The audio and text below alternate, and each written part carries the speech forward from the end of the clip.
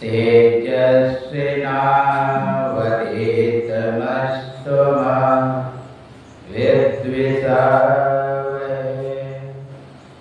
ओम शांति शांति शांति। श्री सद्गुरु महाराज की जय। श्री सद्गुरु महाराज की जय। श्री सद्गुरु महाराज की जय। सर्वस्व में विराजमान आराध्य देव को कोटि शरण। व्यक्त रूप में यत्र तत्र अन्यत्र विराजमान संत जन, विज्ञजन, सज्जन वृंदा, माता एवं धर्मशीला भक्तिमती बहनों के अंतस्थ विराजमान परमात्मा को मेरा नमन। अभी आप लोग यत्र तत्र से साप्ताहिक ध्यान शिविर में आज 5वें दिन के प्रथम पाली के सत्संग में एकत्र हुए हैं। उसमें सदग्रंथ सत्संग योग से वेदांत वाणी, संत वाणी और गुरुवाणी को श्रवण कर रहे थे। वेदांत वाणी में आप लोग मैत्रेयोपनिषद श्रवण किए। मैत्रेयो शब्द पहले है मैत्री और मैत्री से पहले है मित्र। मित्र आप लोग जानते हैं किसे कहते हैं? जहाँ द्वैत नहीं हो,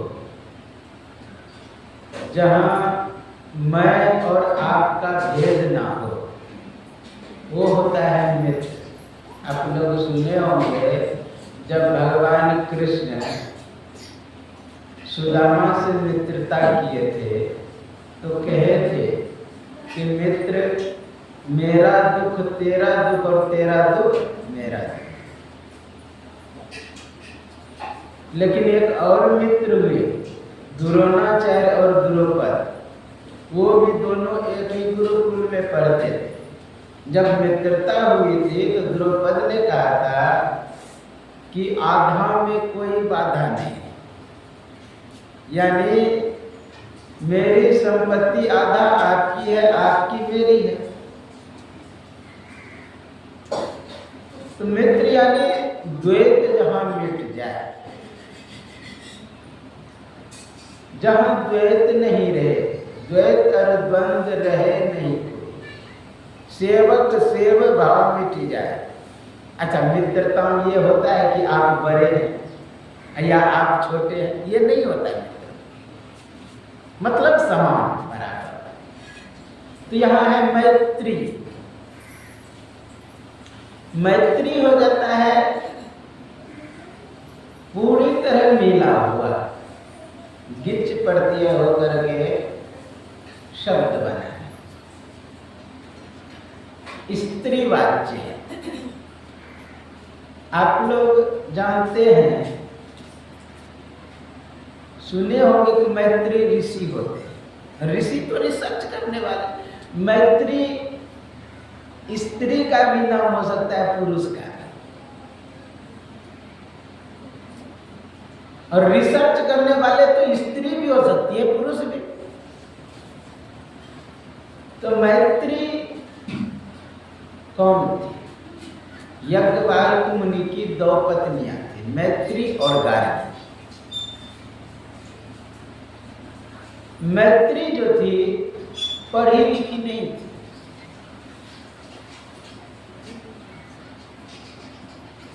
वो कुछ उतना जानती नहीं थी, निष्कपट थी,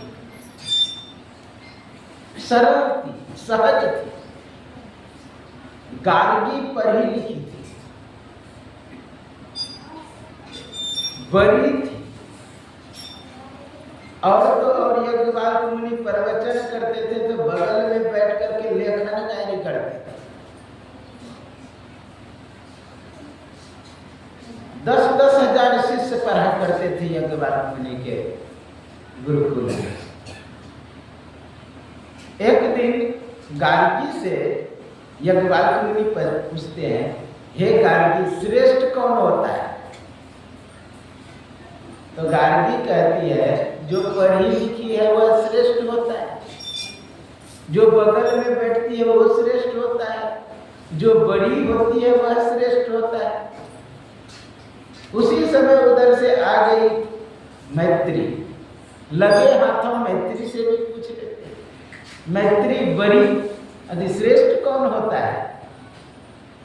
तो कहा, ना ही कोई पढ़ी लिखी होने से श्रेष्ठ होता है, ना ही बगल में बैठने से श्रेष्ठ होता है, ना ही लेखन कार्य करने से श्रेष्ठ होता है, जो अपने धर्म का पालन करती है वही श्रेष्ठ होता है।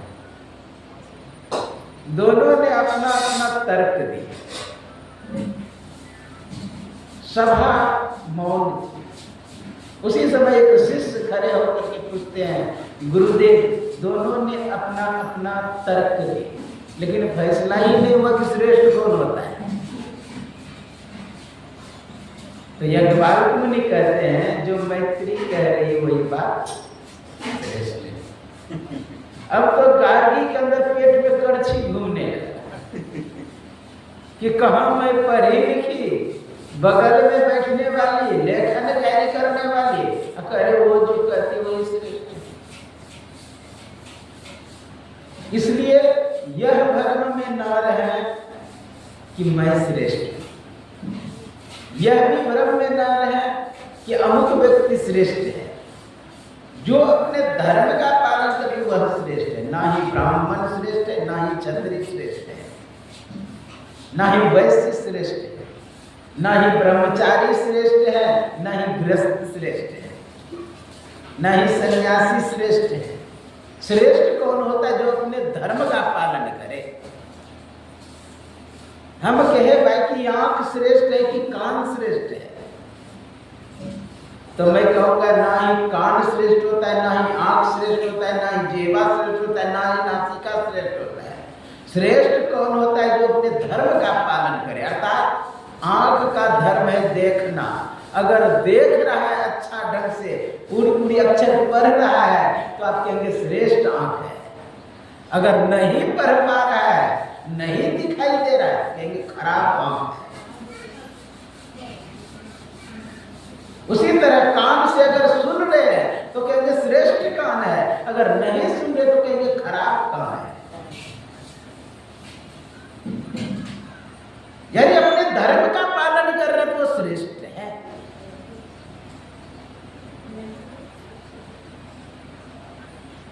इसलिए कहा श्रेष्ठ क्या होता है? जो अपने धर्म का पालन करे।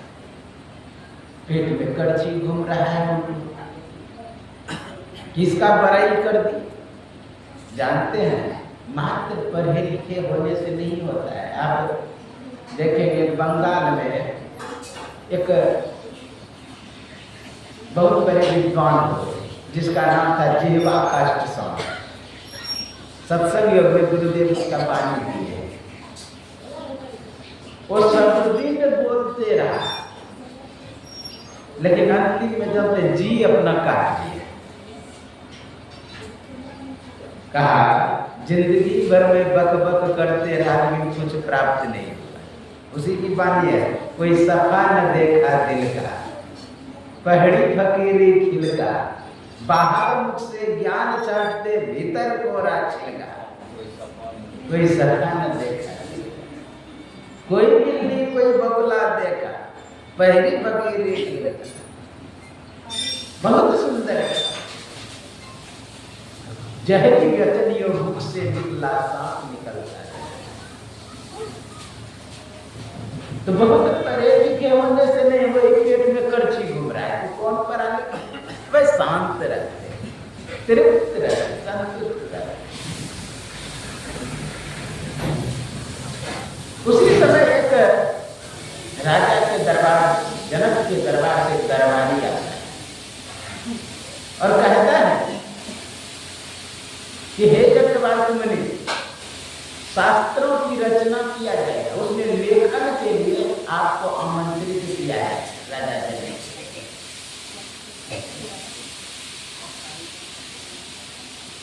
आमंत्रित किया है,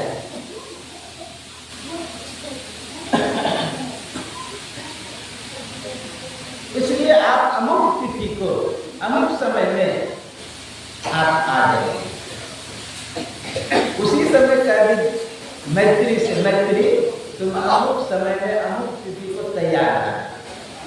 अब तो गार्गी के अंदर और पेट पे करछी घूमने लगी।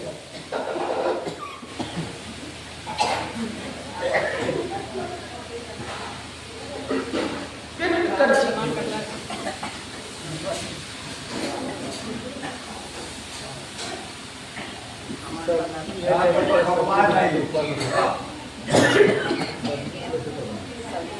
श्री सतगुरु महाराज की जय। सबका गला साफ हो जाए।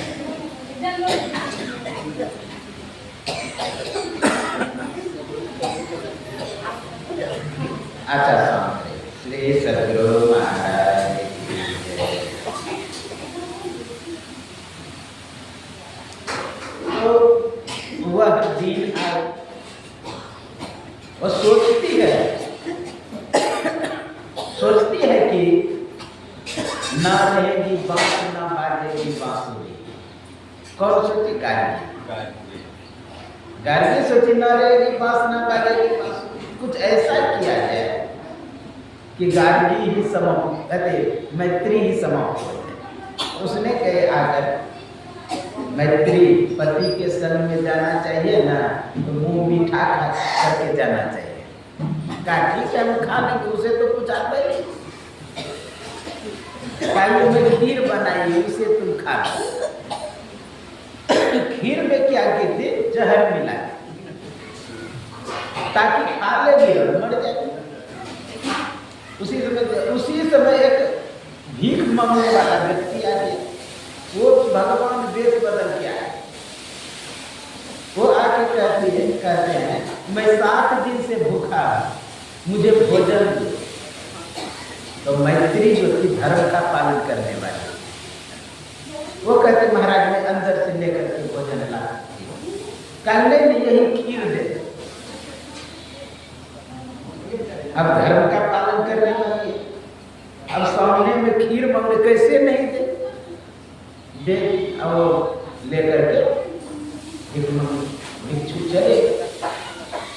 जब भिक्षु खीर लेकर के चले गए, फिर सोचती है गार्गी ये योजना विफल हो गया, मेरा फेल हो गया, दूसरी योजना बनाना चाहिए। जाके मैत्री से कहती है कि देखो पति के संग में जाना चाहिए तो पत्रम पुष्पम फलम तोयम, कुछ से सेवा करना चाहिए, पैर पूजा करना चाहिए, तब जाना चाहिए। कहा ठीक है, कैसे पूजा करते? मुझे तो आता ही नहीं। कहा तुम फूल लेकर के आओ जंगल से। पहले फूल लाने के लिए जंगल में भेज दी। अब पीछे से गई, पहाड़ पर से धक्का देके गिरा मैत्री जब गिर गई, यहाँ यज्ञवाल्कुनी खोज रहे मैत्री मैत्री मैत्री रहे, तब ना तब गार्गी को कहते तुम ही चलो। उसी को संग में लेकर वहाँ आहुति देती। लेखन कार्य से पहले मंगल कामना के लिए आहुतियाँ दिया जाता। तो आहुति देती, उसी समय भगवान प्रकट हो गए मैत्री के साथ। कहा कि तुम नहीं डाल सकती आहुति, क्योंकि तुम हत्यारनी है। उसे हटा दिए। फिर लेखन कार्य हुआ। लेखन कार्य संपन्न होने के बाद, लेखन कार्य संपन्न होने के बाद आप लोग जानते दान दक्षिणा का नियम है। मतलब कोई कार्य संपन्न हो जाता है, आपका यज्ञ संपन्न हो जाता है, तो दान दक्षिणा का नियम है। तो राजा जनक ने कहा कि इतने विद्वान हैं, बहुत से विद्वान राजा जनक के दरबार में रहते, बड़े बड़े कवि कोविद पंडित रहते थे, बंदी ऐसे शास्त्रज्ञ रहते थे। वहां पर राजा जनक ने कहा इतने विद्वानों में जो श्रेष्ठ हैं, मेरे पास लाखों गौवे हैं और गौ के सिंग में सोना मरा हुआ है, जो श्रेष्ठ है ले जाए। अब कोई विद्वान नहीं खड़ा हो रहा है उस दिन। कौन कहे कि मैं श्रेष्ठ हूं? जब कोई नहीं खड़े हुए, तब यज्ञवाल्कुनी खड़े होकर के कहते हैं शिष्यों सभी गौवें समेट लो। जब घोष समेटने लगे उसी समय एक विद्वान खड़े होते हैं, कहा कि हे याज्ञवल्क्य मुनि, अपने आप को श्रेष्ठ सिद्ध किए बिना आप कैसे गौ लेकर के जा रहे हैं? कहा कि मैं कहाँ कहता हूँ मैं श्रेष्ठ हूँ, लेकिन कोई खड़े नहीं हुए तब मैं खड़ा हुआ, मुझे गौ की आवश्यकता थी। कहा मेरे प्रश्न का उत्तर देना होगा। कहा ठीक है, प्रश्न पूछो। प्रश्न पूछा, स्वहर्ष याज्ञवल्क्य मुनि उत्तर दे दिए। याज्ञवल्क्य मुनि कहते अब मेरी पारी है, मेरे प्रश्न का उत्तर नहीं दे पाओगे तब क्या होगा? कहा कि मैं अपना सर घर से अलग कर लूंगा। ऐसा प्रश्न किए याज्ञवल्क्य मुनि कि जानते हैं उत्तर अगर देते तो हार, नहीं देते फिर भी हार। बस तुरंत तलवार का बल खींच करके गला अपना उठता है। जब याज्ञवल्क्य मुनि अपने कुटी पर गए, अंदर से इतनी खिन्नता हुआ कि कौन सा विद्वता जिसके कारण दूसरों की हत्या हो जाए, कौन सा ज्ञान, इतना वैराग्य हुआ। एकांत में बैठ करके भजन करने लगे। जब भजन करने लगे उस स्थिति को प्राप्त कर गए। कह उस देश की बतिया जय नहीं होती दिन रतिया, नहीं तर पवन हो पानी, नहीं धरनी हो आकाश। न तद्भाष्यते सूर्यो न शांतो न पावकः, यद्गत्वा न निवर्तन्ते तद्धाम परमं मम। उस स्थिति को प्राप्त। तब जहां बैठा है बैठा है, जहां सोया है, जहां लेटा है, कहीं 5 दिन एकेंद्र में बैठा हुआ है, कहीं 10 दिन घोलटा हुआ है। आश्चर्य, उसका प्रवृत्ति हो गया अजगर वृत्ति। अजगर करे ना चाकरी, वह वृत्ति हो गई। तो होता क्या है, उसकी पत्नी अर्थात मैत्री कहीं भी जाती थी ना, लोग कैसा ब्राह्मण है आपका, भजन ध्यान संध्या बंदन कुछ करते नहीं, नहाते हैं नहीं, कुछ नियम कहता कुछ है ही नहीं, कैसा आपका पति है ब्राह्मण। तो आकर के मैत्री कहते हे पतिदेव, कहीं जाती हूँ तो लोग व्यंग कसते हैं, कहते हैं आपका कैसा पति है जो संध्या बंदन नहीं करते। तब जाकर के कहते हैं याज्ञवल्क्य मुनि, मृता मोहमयी माता, मोहमयी माता मर गई।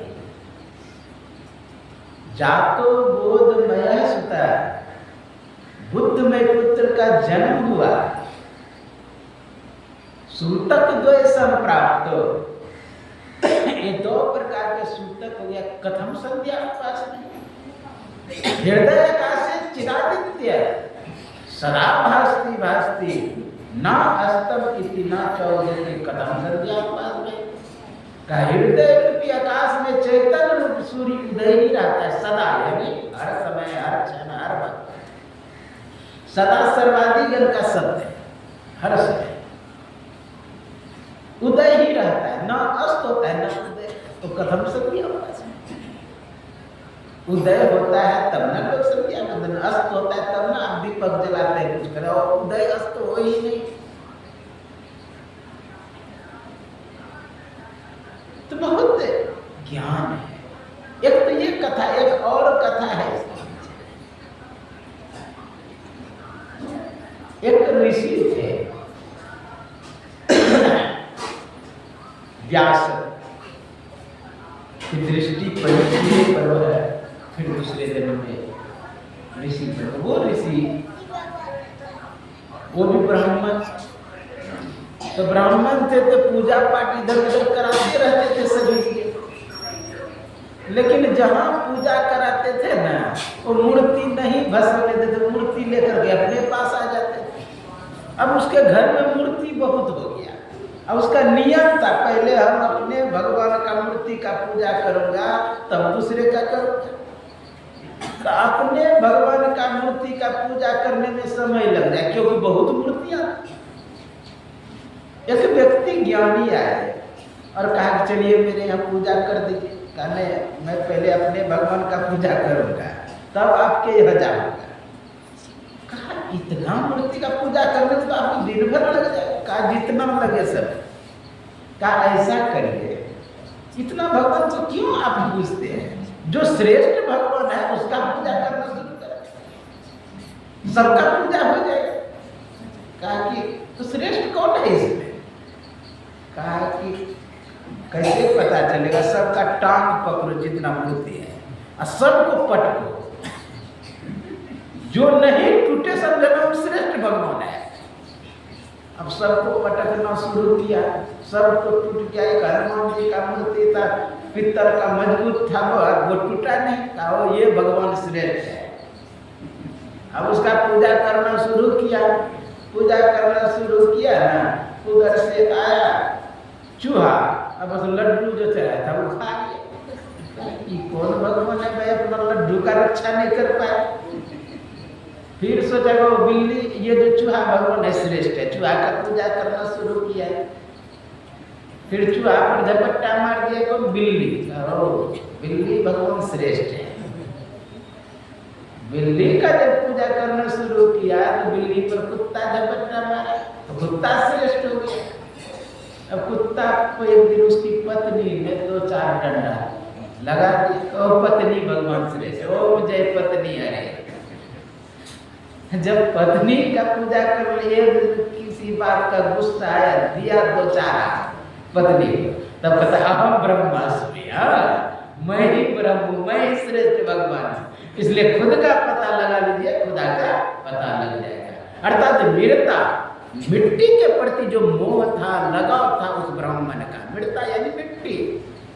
अब वरण यदि हो जाए तो मिटता हो जाए तो वो भी मिट्टी ही होगा। मिटता यानी मिट्टी, मिटता पहले का शब्द है। तो मिटता मोह यानी उस मूर्ति के प्रति जो लगाव था, आसक्ति था, प्रीति था, वह टूट गया। तब क्या हुआ? अपना ज्ञान हो गया। चातुर बोध मया सुता, सूतक द्वेष संप्राप्त हो गया। ये सूत्र। अच्छा मोह क्या है? मिटता मोह क्या है?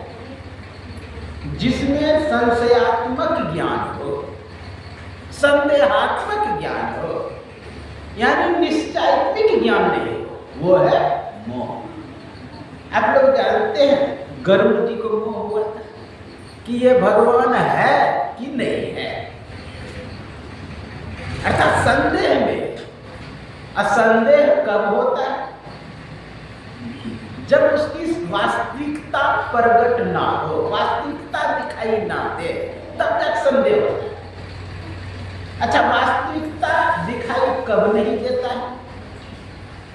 जैसे टेढ़ा मेरा रखा हुआ है कुछ, तो आपको दिखाई दे रहा है कि टेढ़ा मेरा है, लेकिन सांप है कि रस्सी है यह आप निश्चित नहीं कर पाए। एक बात मैं पूछता हूं, अच्छा संदेह अज्ञान में होता है कि ज्ञान में होता है? बोलिए, अज्ञान में कि ज्ञान? ना ही अज्ञान में होता है ना ही ज्ञान में होता है। बीच में जो होता है ना अधकिचरा, उसको होता है। क्यों? अज्ञान यानी अंधकार। अंधकार में जो है वस्तु दिखाई ही नहीं देता है। अंधकार में कोई वस्तु दिखाई देता है? पूरा अंधकार में तो वस्तु नहीं दिखाई देगा। अब वस्तु दिखाई ही नहीं देगा तो टेढ़ा मेरा कैसे दिखाई देगा? आप अंधेरे कमरे में जाएंगे तो कुछ दिखाई नहीं देगा। कुछ दिखाई देने के लिए कुछ प्रकाश चाहिए, कुछ प्रकाश चाहिए, कुछ दिखाई देने के लिए थोड़ा बहुत प्रकाश। यानी ना अधिक प्रकाश ना कम प्रकाश, ना अंधकार हो ना प्रकाश हो, मध्य वाला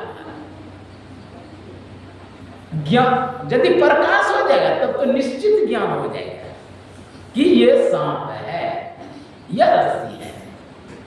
अगर अंधकार रहेगा तो वस्तु दिखाई ही नहीं देगा। तो अंधकार और प्रकाश के बीच का जो है भाग, वहां पर संदेह होता है, उस समय संशय होता है, उस समय अनिश्चित ज्ञान होता है।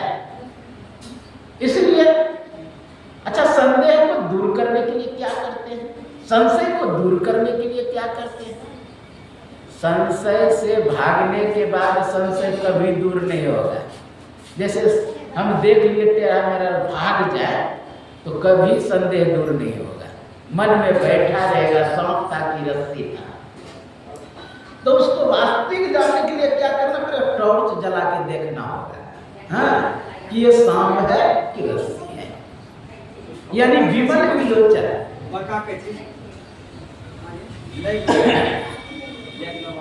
विमल विलोचन को खोलना होगा,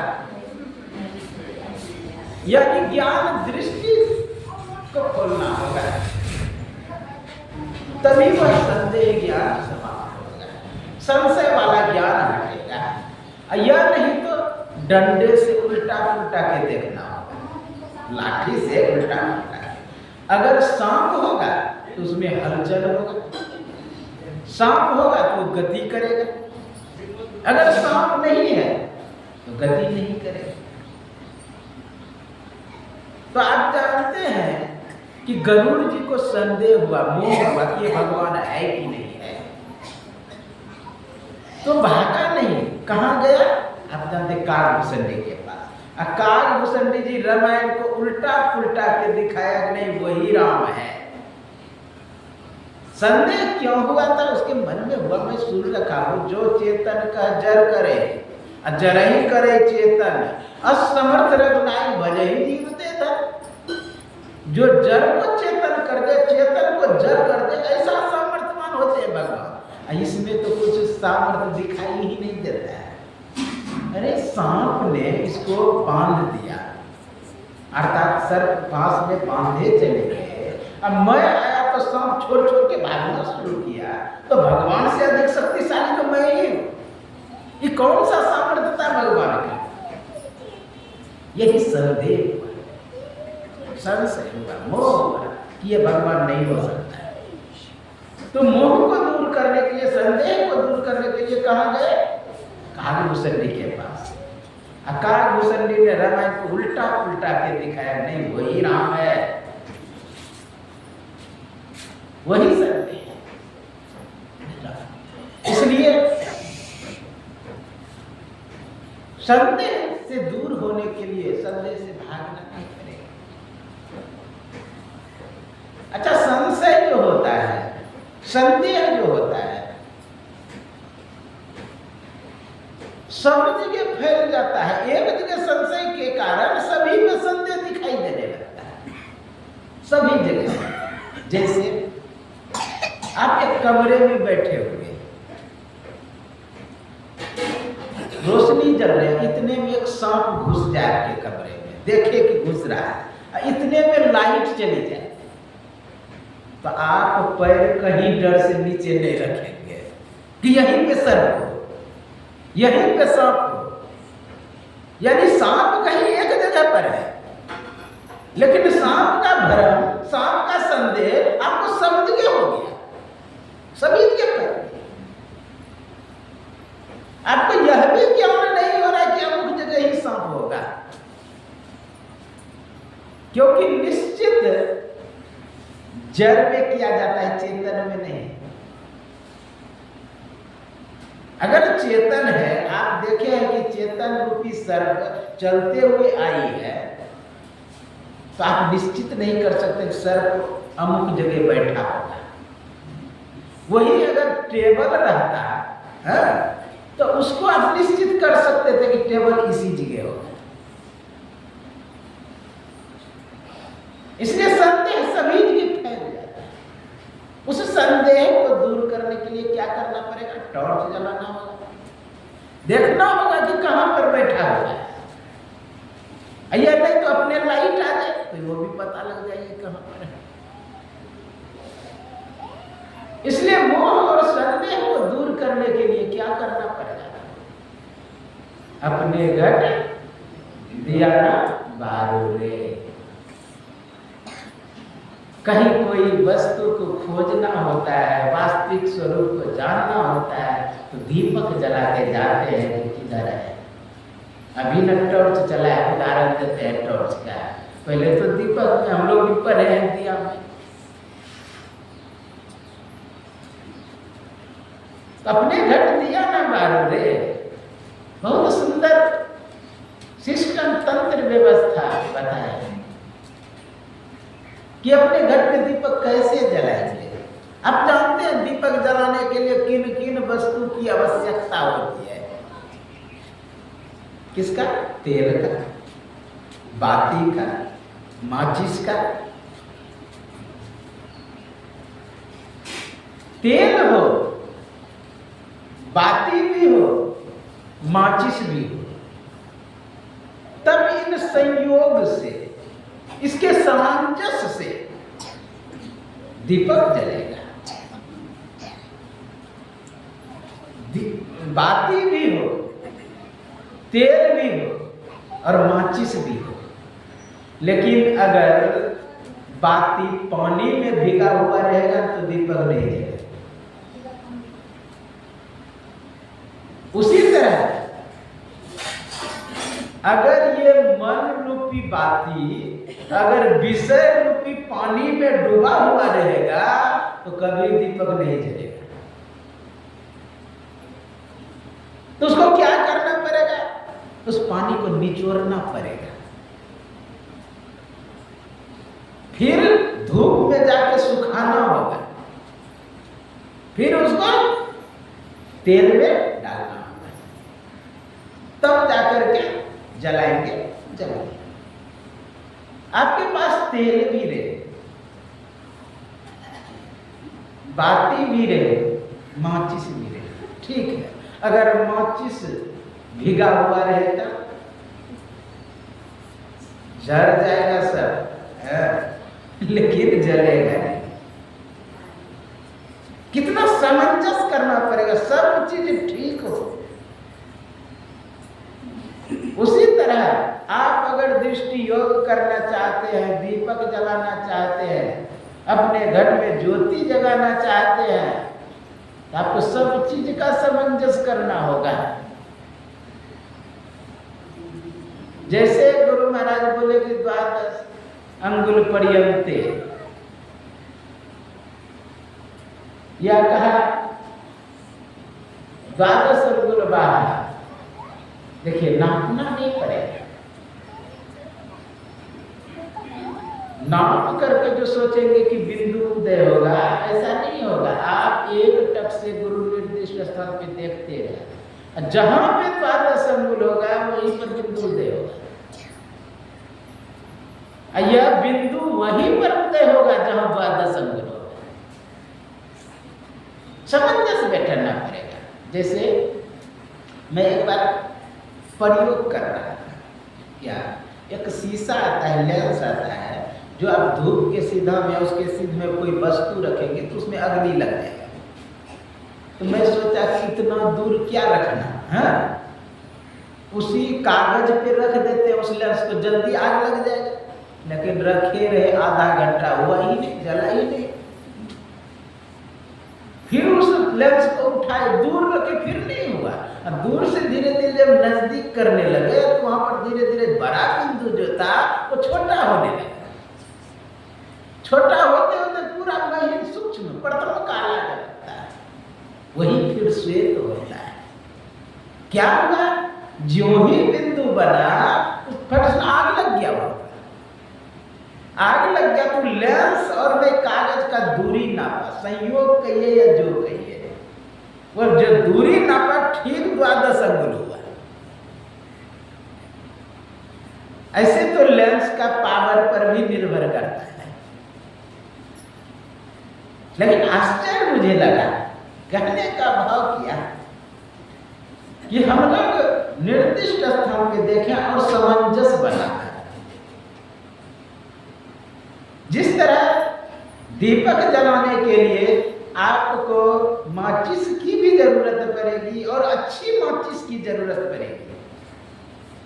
मान लिए माचिस ठीक है, लेकिन डिब्बा यदि गला हुआ रहे फिर भी नहीं होगा।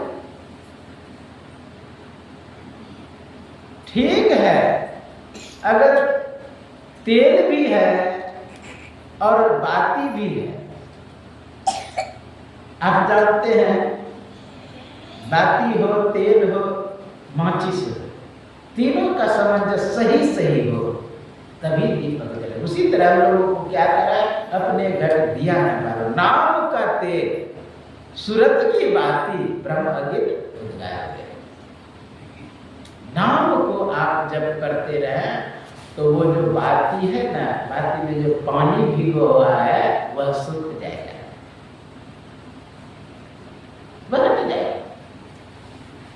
इसलिए मनोयोग पूर्वक हम जप करें। ये जो 7 दिन का ध्यान अभ्यास है, इसमें अगर जप भी हो जाए, थोड़ा बहुत भी जप हो जाए तो बहुत बड़ी उपलब्धि है। लोग दिन भर काम करके आते हैं, थोड़ा देर बैठते हैं तो जो जो काम करके आए हैं ना वही हटने में समय लग जाता है। और आश्चर्य की बात तो तब होता है जो अभी तुरंत काम किए हैं ना, ध्यान में बैठे वही पहले आता है। रास्ते में कोई कुछ बोल दिया है तो वो भी बैठे वही पहले आ जाएगा। उल्टा पन्ना उल्टाता है ध्यान के समय। सीधा नहीं कि हम 5 वर्ष पहले जो किए हैं वो आएगा, वो जल्दी नहीं आएगा। पहले जो अभी किए हैं वो आएगा पहले, और धीरे धीरे पीछे की दिखाई देना प्रारंभ। तो हम लोग अपने घट दिया ना बाहर, अपने घर में दीपक जलाएंगे तो ही होगा जातो बोधमय सुता, यानी बुद्धमय पुत्र का जन्म होगा। जातो यानी उत्पन्न, बुद्ध यानी ज्ञान, जातो बोधमय सुता, बुद्धमय पुत्र का जन्म। कैसे? आप लोग जानते हैं कि बिनु सत्संग विवेक न हो। विवेक ज्ञान यानी सत्य क्या है, सर्व क्या है, सार क्या है, असार किया है, सांप है कि रस्सी है। विवेक ज्ञान कैसे होगा? बिनु सत्संग विवेक, बिनु सत्संग का नहीं होगा। इसलिए सत्संग में आना होगा। विवेक ज्ञान पाने के लिए, निश्चैतनिक ज्ञान जानने के लिए, सुक्तो इदम सुक्तम, सीपी को देख करके सीपी बताना। सीपी समझते हैं? सित्तू जो होता है, सित्तू आप गंगा किनारे विशेष बता। सित्तू जो है बालू पर जब सूर्य का प्रकाश पड़ता है सित्तू पर तो चांदी के तरह चमकता है।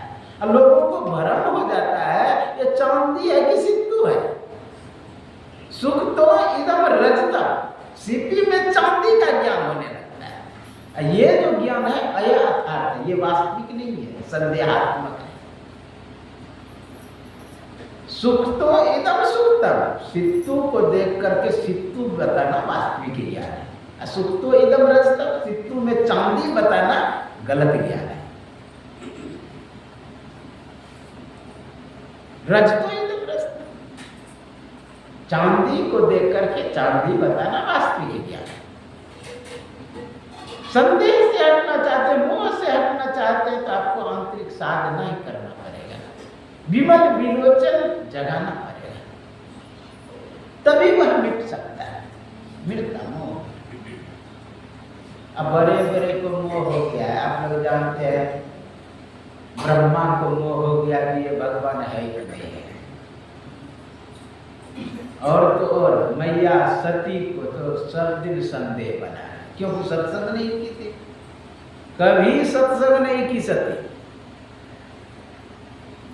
जानते हैं एक बार त्रेता युग में शंभु गए, कुंभज ऋषि पाए,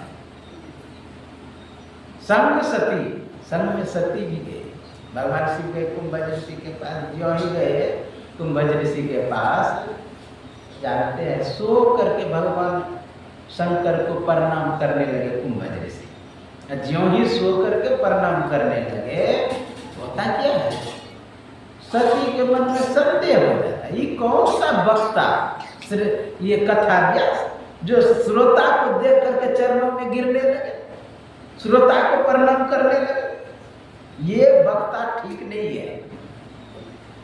तो उसको हो गया कि ये वक्ता ठीक नहीं, कथा में बैठी जरूर, लेकिन मन तो रमे संसार में, तन साधुन के संग, तुलसी कही वियोग ते नहीं लागा।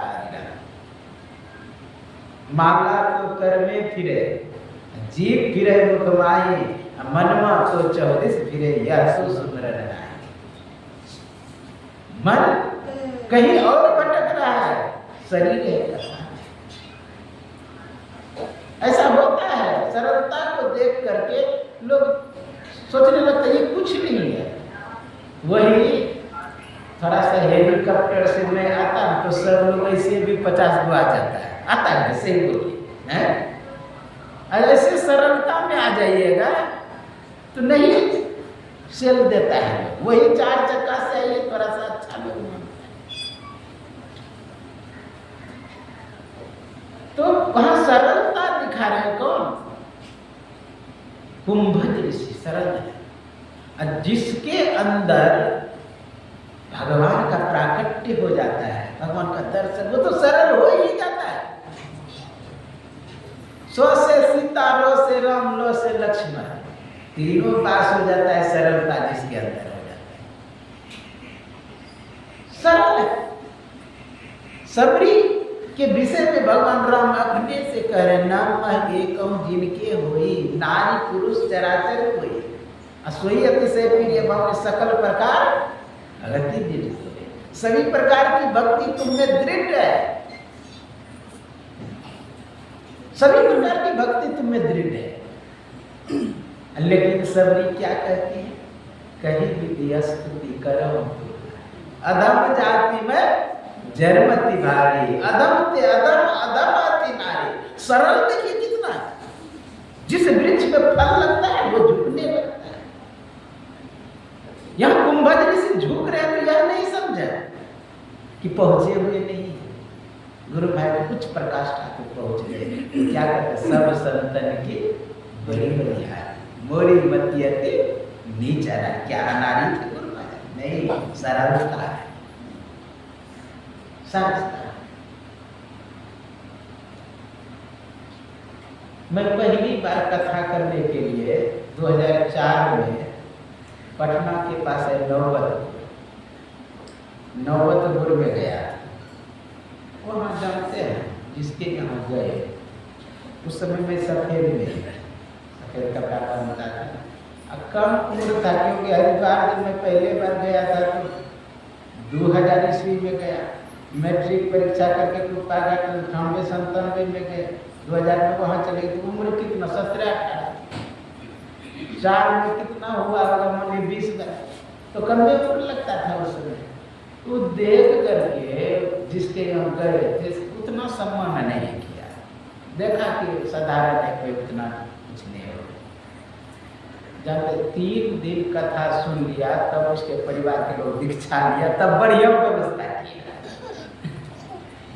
नहीं तो ऐसे व्यवस्था नचर। वही बोले कि बाबा आप जिस समय आए उनके लिए क्या कथा सुनेंगे, ऐसे मेरे मन में हो रहा था। हाँ, जब 4 दिन सुने तब दीक्षा लेने के लिए विचार। तो सरलता को देख करके नहीं आंकना चाहिए कि ये नहीं कुछ। मान लिया आपको कोई महात्मा आकर के पैर छू लिया, तब ये क्या होगा? हाँ, हो सकता है। जबकि आपको प्रणाम नहीं, जिसकी वैसी दृष्टि हो जाती है, सिया राम में सब जगह कर्म प्रणाम जोड़ी सुनी चाहे सपा के पंडिता समझ। जो कुत्ता बिल्ली सिंह आदि में ब्रह्म को देते, नामदेव आपने सुनी। अब आज से रोटी बना के रखे हैं के नामदेव ना, वो रोटी बना के रखे था, कुत्ता लेकर के भाग रहा है, वो घी का कटोरी लेके दौड़ रहा है। प्रभु प्रभु कम से कम चुप रही तो कर लीजिए रोटी। अब उसमें उसको भगवान दिखाई दे रहे, अब उसको प्रणाम करे तो लोग पागल कहेगा कि नहीं कहेगा? जैसे भगवान राम को पागल कहते जाते हैं, सती कहते हैं कि भगवान पागल है। जिस समय कथा सुन के आगे की ओर बढ़े, भगवान शंकर के मन में हुआ कि जिस कथा का मैं कानों से श्रवण किया वह अगर आंखों से दिखाई दे देता तो वह मैं निहाल हो जाता, आंख भी निहाल हो जाता। संयोग देखिए, जिस कथा को सुने वही दृश्य आगे प्रकट हो गया। क्या कहते हैं? भगवान राम सीता की खोज में कभी वृक्षों से जाके पूछते हैं कि मेरी मृगनयनी लोचनी सीता को देखी, कभी पत्थरों से पूछ रहे, कभी पशु पक्षियों से पूछ रहे। भगवान दूर से जय सच्चिदानंद करके प्रणाम किया। आज यही प्रणाम सती कहते हैं एक आप पागल है और वो पागल। अरे भाई, किसी की पत्नी खोई है तो किसी व्यक्ति से जाके पूछे कि मेरी पत्नी को देखा, या पत्थरों से पूछ रहा, पागल नहीं और क्या है? वृक्षों से पूछ रहा है, पशुओं से पूछ रहा है। आप देखें कभी पागल को किस किस से बात करता है। कभी चप्पल उठा के मोबाइल बना लेगा तो कभी पोल में जाके कुछ बोलेगा। ये पागल का लक्षण। अब विचार करिए, भगवान राम ऐसा क्यों कर रहे हैं? क्योंकि जड़ चेतन गुरुदोष में सभी में वो चेतन देख रहे हैं, सभी में चेतन देख रहे हैं, वास्तविकता देख रहे हैं। भगवान राम को संदेह नहीं है, मोह नहीं है, भ्रम नहीं है। अब भगवान शंकर को भी मोह संदेह भ्रम नहीं है, क्योंकि वो वास्तविकता देख रहे हैं। जय सच्चिदानंद, जय सच्चिदानंद करके प्रणाम। लेकिन संदेह किसको है? सती को। सती को संदेह है, क्योंकि वो सत्संग में होती है। तो सती संदेह में है। विचार करिए, कहा कि आप क्यों प्रणाम करते हैं? कहा कि भगवान है। कहा मैं नहीं मानता। कहा जाके परीक्षा ले। मैं संक्षिप्त से कह रहा, जाके परीक्षा आप लोग जानते किसका रूप बनाए? सीता का रूप बनाए। अब भगवान राम को चाहिए था दौड़ करके, हे सीते कहाँ चले गए, तो ऐसा बोलना चाहिए। लेकिन क्या कह रहे हैं? हे माते, भोलेनाथ को कहाँ छोड़ दिए? विचार करिए, सीता का रूप धारण किए, लेकिन देख रहे क्या? सती को देख रहे। यानी कितना भी वेश बदल लीजिए, बाहर से कितना भी मुखौटा डाल लीजिए, एक्टिंग पेंटिंग कर लीजिए, लेकिन जो पहचानने वाला होगा वास्तविक को देखे। भगवान राम संदेह मोह में नहीं है, वास्तविकता को देख रहे हैं। उसको यदि अज्ञान में रहता तो स्वाभाविक है वो सीता बोलती, लेकिन क्या करे? हे माते, भोलेनाथ को कहाँ छोड़े? वास्तविक देखते। भगवान शंकर भी वास्तविक देखते हैं। आप लोग सुनने होंगे, राम कृपा ते पार्वती सपने हो तब मन मान, शोक मोह संदेह भ्रम मम विचार कछु नहीं। लेकिन एक बात नहीं मोहि सुहानी, तदपि मोह बस कहे भवानी। हे भवानी, तू जो मोह बस कही है कि कोई और राम है, ये तुम ठीक नहीं थे। एक बात नहीं कोई, तदपि मोह बस कहे भवानी। तुम जो कहा कोई दूसरा राम है, वही राम है। इसलिए जय सच्चिदानंद कह के प्रणाम किया। अरे मोह को मिटाना चाहते, मोह को हटाना चाहते, अंदर में बुद्धि रूपी ज्ञान को पैदा करना पड़ेगा, प्रकाश को पैदा करना पड़ेगा। और उसके लिए आप लोगों को अभी युक्ति बताया कबीर साहब, और गुरु महाराज का भी युक्ति सुने। तपती तीसरी तिल खिड़की, ज्योति बिंदु ध्रुव तार इंदु लखी लाल कांत। गुरु महाराज बहुतों के ऐसा भेद बताया कि वहाँ कैसे जाएंगे। तो नैन नगर जोड़ के एक नौक बना के अंतर में देख सुन अंतर में खोज। इस युक्ति से आपको चलना होगा, बढ़ना होगा। तो हम लोगों को मोह दूर करना है तो अपने घट दिया बाबू, अपने घट में दीपक नाम का तेज सूरत की बात ही ब्रह्मा की गुजारी है। इस तरह करते हुए जब करेंगे तो अंदर में वह प्रकाश हो जाएगा, जो ना उदय होगा ना अस्त होगा। मेरे पास समय नहीं है जो सभी का व्याख्या कर पाऊँ। मृता मोह वही माता जातु, यही 2 पॉइंट में समाप्त हो गया समय। इसलिए मैं अब क्या करता हूँ, जैसे कि बट्टा में हुआ 9 दिन तक नवदेह पाठ किए और एक एक भक्ति को दर्शाए, नहीं तो भूमिका में ही समाप्त हो जाता है समय। एक ही पाठ तो इसलिए हम लोगों को चाहिए कि अंतर साधना करें तो परम कल्याण हो जाएगा। यही आपकी सेवा में कहा। श्री सद्गुरु महाराज